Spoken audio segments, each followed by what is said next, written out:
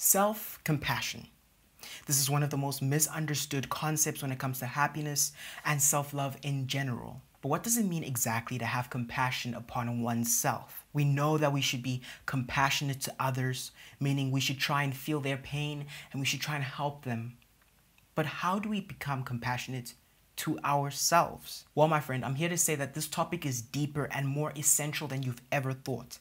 If you are not self-compassionate to yourself, then you would not really understand exactly how you could love yourself in the future. If you are not compassionate with yourself first, how will you be able to come from a place of self-love and self-acceptance to help other people? Well, my friend, welcome to part 2 of the happiness series. In this episode, we're going to speak about self-compassion. So what exactly is self-compassion? Self-compassion is accepting and loving oneself from a place of full and utter worth. If you are a self-compassionate person, you will give yourself love and kindness just as you are giving it to someone else. But here's the key. In order to have self-compassion, you have to understand or you have to notice that you are suffering. If you cannot admit to yourself that you have a problem, that you are suffering and you're going through something, then you will not be able to have pure self-compassion. Those who cannot admit to a problem they have are doomed to fail. If you cannot admit to feeling depressed, to feeling anxious, to feeling shame, to feeling guilt, to feeling whatever it is, then my friend, you will come from a place of self-hatred, trying to make it self-love, trying to make it self-compassion. You cannot come to grips with your own reality, so you're going to try and project a fake reality to the world, and this is incongruent. Remember, congruence is a alignment, or is the alignment between your thoughts, your feelings, and your actions. If you are coming from a place of self-hatred, but you want to project upon the world love and self-acceptance and self-compassion, then my friend, you won't actually be that type of person you want to convey. In fact, you'll come to a place where in the movie industry, it's called the uncanny valley. This is basically when you look fake, you act fake, your mannerisms are fake, but we really see the difference. We really see that it's coming from the wrong place. Many of us think that once we've admitted our shortcomings, our problems, our own suffering, that we'd hate ourselves. We would just fester into like a rotten wound. But that's a lie. Self-compassion means that instead of being harsh with yourself, you start to care for yourself. You start to comfort yourself. You treat yourself as if you were someone else that is wounded. You love yourself for every part of you that you cannot change, every flaw you have, every shortcoming you have. So why is being self-compassionate important? In the modern world, we are supposed to be as efficient and effective and stoic as possible. This can make us very self-critical and make us hold unrealistically high expectations for ourselves. The pressure we put upon ourselves can become overwhelming and it can boil over. This is when we start having panic attacks. This is when we start having depression bouts. This is when we start having extreme anxiety attacks happening when we are in a point where we cannot even be ourselves because we're so focused on trying to project the best image possible to the world. It gets tiring. When we have self-compassion, we can identify where we don't meet those standards, where we don't meet those targets, and we can still not judge ourselves. We can accept ourselves. We can love ourselves despite all the setbacks or all the shortcomings we might have. Now, I promise you, I will make a longer, more in-depth video on self-compassion in the future. But for now, here are my 4 elements for self-compassion. If you want to become more self-compassionate, here are the 4 elements. A quick disclaimer. Before we start this, I want you to realize self-compassion is a journey. It is not a destination. You do not become self-compassionate at one point. No, there's no nights where you have a dream and now you wake up more self-compassionate. No, you have to do this as a journey, each step at a time. You take one step and one step and one step until you get to a place where you can deal with all the emotions that you have and you can really let go first, and then you can really accept what you've been going through and treat yourself like you would treat someone else. You would love yourself and you would comfort yourself and you would care about yourself, and from there grows the plant of self-love. So remember, just as happiness is, it is not a destination, it is a journey. The first element of self-compassion is mindfulness. Mindfulness is paying attention to what's right in front of you and letting go of any distractions, any thoughts, any emotions that might be distracting you from the present moment. It allows you to really focus in and zone in on how you are feeling.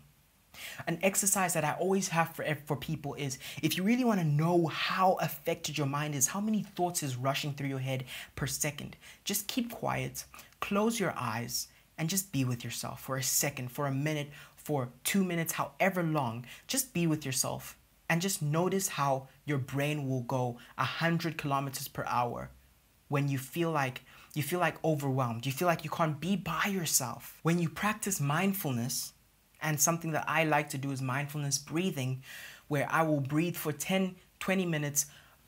Whenever a thought comes, I'll just sit down quietly. Whenever a thought comes to my head, I just breathe in and breathe out. And I focus on my breathing. And slowly but surely, you'll see, especially when it comes to your activities, especially when it comes to your tasks, when it comes to work, when it comes to meeting new people, you'll just gain this stoic, this whole, focused, mindful, present energy about you. And you'll just be so still. And that is when you'll be able to do everything as efficiently and effectively, and you'll really be in touch with your emotions. I notice that whenever I meditate, whenever I'm mindfully breathing, I get to this place where I'm fully congruent with how I feel, and I'm fully congruent with how I behave. The second element of self-compassion is self-acceptance. I will make a video on self-acceptance because it's one of the biggest things when it comes to self-compassion. But this basically means when you do not judge yourself for your flaws or for your shortcomings, but you accept it. You accept your strengths and you equally accept your flaws. You accept that you may not be the fastest runner, or you may not be the best looking person, but you accept it and love yourself either way. When you become self-acceptant, you start to hate the idea of perfection, because the idea of perfection in your head is something that forces you to become something you're not. Because what makes you human is the mistakes you've made. What makes you human is the flaws you have. What makes you human is every part of you that isn't perfect. If you're a Christian, then you know we only reach perfection once we let go of the flesh, once we are dead, once we let go of this meaty cage that we're in, and once our spirit is in heaven, that is when we reach full perfection. But as for now, you're human and you will make mistakes. And God knows that you will make mistakes. So he sent his son down to die for every sin you have committed, every sin you're committing, and every sin you will commit. When you enter a place of self-acceptance, you accept yourself as you are.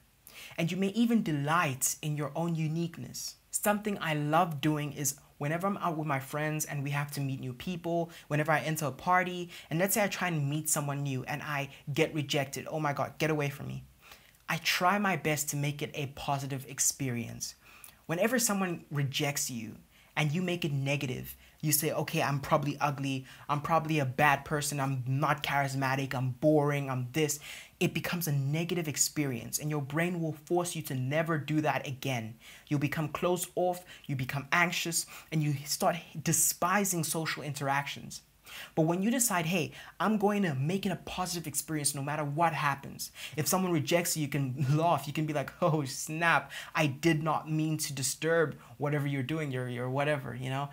Or you may even tell a joke. You may even go back to your friends and be like, that was epic. Did you see that? I'm totally going to be best friends with that person. That person loved me. You know, you can make it hilarious. You can make it funny. Quick mention of my new book, Project Self-Mastery. If you want to know exactly how to get from step 1 to step 100 in self-help, then go to the link in the description below and click it. Get my free ebook, Project Self-Mastery. No email required, no anything required. Literally, it is free on my website. And if you've ever been curious as to what type of personality you have, go down in the link in the description below. You can click on my personality quiz. It's completely free, based on psychology, so you can get an accurate reading of what type of personality you have. So by the time you finish your personality quiz, you click send, you will get an email telling you what type of personality you have, detailing it and leading you through that. I've actually gotten a ton of emails and messages on my DMs and whatever it is telling me that people have been really quite surprised by what type of personality they have